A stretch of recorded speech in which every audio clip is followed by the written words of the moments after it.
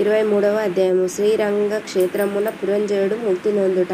అగస్త్యుడు మరల ఆత్రి మహర్షి గాంచి, ఓ మునిపుంగవ, విజయమందిన పురంజయుడు ఏమి చేసెనో వివరింపుమని అడుగగా, ఆత్రి మహాముని ఇట్లు చెప్పిరి. కుంభ సంభవ పురంజయుడు కార్తీక ప్రచారణ ప్రభావమున అసమాన బాలోపేతుడై అగ్నిశేషము శత్రుశేషము ఉండకూడదని తెలిసి తన శత్రురాజులందరినీ ఓడించి నిరాకంఠముగా రాజ్యమును ఏలుచుండేడి. తన యొక్క విష్ణుభక్తి ప్రభావము వలన గొప్ప పరాక్రమంతుడు, పవిత్రుడు, సత్య దీక్ష తత్పరుషుడు, నిత్యాన్న దాత భక్తప్రియనాది తేజోవంతుడు, వేదాంగవేత్తయై ఉండెను. మరియు అనేక శత్రువుల జయించి దిశలా తన అఖండ కీర్తిని ప్రసరింపజేసెను. శత్రువులను సింహస్వప్నమై విష్ణు సేవదురంధరుడై కార్తీక వ్రత ప్రభావమున కోటికి పడగెత్తి అరిషడ్వర్గములను కూడా జయించిన వాడై ఉండెను. ఇన్ని ఏళ అతడిప్పుడు విష్ణు భక్తాగ్రేసరుడు, సదాచార సత్పరుషులలో ఉత్తముడై రాణించుచుండెను. అయినను తనకు తృప్తి లేదు. ఏ దేశమున, ఏ కాలమున, ఏ క్షేత్రమున, ఏ విధముగా శ్రీహరిని పూజించిన కృతార్థుడు నగుదున అని విచారించుచుండగా, ఒకానొక నాడు ఆ శరీరవాణి పురంజయ కావేరి తీరమున శ్రీరంగ క్షేత్రమున్నది. దానిని 2వ వైకుంఠమని పిలిచెదరు.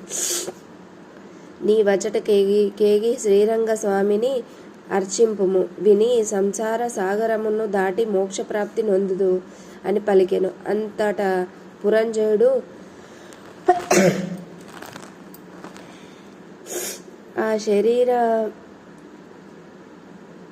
శరీరవాణి వాక్యములు విని రాజ్యభారమును మంత్రులను అప్పగించి సపరివారముగా బయలుదేరి మార్గమధ్యమున్న పుణ్యక్షేత్రములను దర్శించుచు ఆయా దేవతలను సేవించుచు పుణ్యనగరములలో స్నానము చేయుచు శ్రీరంగమును చేరుకొనెను. అక్కడ కావేరి నది 2 పాయలై ప్రవహించుచుండగా మధ్యనున్న శ్రీరంగ నాథయమును శేషశయ్యపై పవళించియున్న శ్రీరంగనాథుని గాంచి పరవశముంది చేతులు జోడించి, దామోదర, గోవింద, గోపాల, హరే కృష్ణ వాసుదేవ, అనంత, అచ్యుత, ముకుంద, పురాణ పురుష, ఋషికేశ, ద్రౌపదీ మన సంరక్షక, దినజన భక్తపోష, ప్రహ్లాద వరద, గరుడ ధ్వజ, కరివరద, పాహిమాం రక్షమాం దాసోహం పరమాత్మ దాసోహం అని విష్ణు స్తోత్రమును పఠించి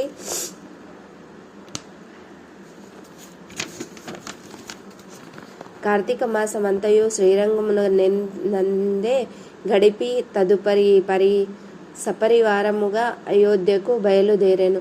పురంజయుడు శ్రీరంగనాథ స్వామి సమక్షమున కార్తీక మాసములో చేసిన వ్రతముల మహిమల వలన అతని రాజ్యమందలి జనులందరూ సిరి సంపదలతో, పాడి పంటలతో, ధాన్యాలతో, ఆయురారోగ్యములతో నుండిరి. అయోధ్య నగర దృఢతర ప్రకారములు కలిగి, తోరణ యంత్ర ద్వారములు కలిగి, మనోహర గృహగోపురాదులతో చతురంగ సైన్య సంయుతమై ప్రకాశించుచుండెను. అయోధ్య నగరమందలి వీరులు యుద్ధ నేర్పురాలై, రాజనీతి గలవారై, వైరిగర్భ నిర్భేదకులై, నిరంతరములు విజయశీలురై అప్రమత్తులై ఉండిరి. ఆ నగరమందలి అంగనామానులు, హంస గజగామినులు, పద్మ పాత్రాయత లోచనులై, నిపుణుల శోణిత్వము, విశాల కటిత్వము, సూక్ష్మ మధ్యత్వము, సింహ కుచపీనిత్వము కలిగి రూపవత్తులనియు శివవతులనియు గుణవతులనియు ఖ్యాతి కలిగి ఉండేరి. ఆ నగరమందలి వెలయండ్రి నృత్య గీత సంగీతాది కళా విశాలై ప్రౌఢాలై వయోగుణ రూప లావణ్య సంపన్నాలై సదామోహన హాసాలంకృత ముఖ శోభితాలై ఉండేరి. ఆ పట్టణ కులంగాసలో పతి శుశ్రూష పారాయణలై సద్గుణాలంకరణ భూషితాలై చిద్వాలాస హసోల్లాస పులంకాంకిత శరీరాలై ఉండేరి. పురంజయుడు శ్రీరంగ క్షేత్రమునగా కార్తీక మాసం వ్రతమాచరించి సతీ సమేతుడై ఇంటికి సుఖముగా చేరెను. పురంజయునికి రాక విని పౌరజనాదులు మంగళవాయిద్యాలు తూర్యధనుస్వదులతో ఎదురేగి నగర ప్రదక్షిణ చేసి నిజాంతపురమున ప్రవేశపెట్టిరి. అతడు ధర్మాభిలాషికై దైవభక్తి పురాణుడై రాజ్యపాలన మొనర్చును.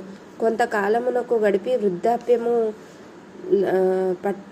వచ్చుటచే ఐహిక నాంచరాలకు వదులుకొని తన కుమారునికి రాజ్యభారము నప్పగించి వానప్రస్థమందు కూడా పట్టాభిషక్తుడానికి చేసి తాను వానప్రస్థానముకు స్వీకరించి అరణ్యమును కేగెను. అతడ వానప్రస్థామనందు కూడా ఏటేట విధి విధానముగా కార్తీక వ్రతమాచరించుచు క్రమక్రమముగా శరీరమగుటచే మరణించి వైకుంఠమునకు పోయెను. కావున ఓ అగస్త్య కార్తీక వ్రతము అత్యంత ఫలప్రదాయమైన మహత్యము కలది. దానిని ప్రతి వారును ఆచరించవలెను. ఈ కథ చదివిన వారికి చదివినప్పుడు వినిన వారికి కూడా వైకుంఠ ప్రాప్తి కలుగును. త్రయోదశ అధ్యాయము 23వ రోజు పారాయణం సమాప్తము.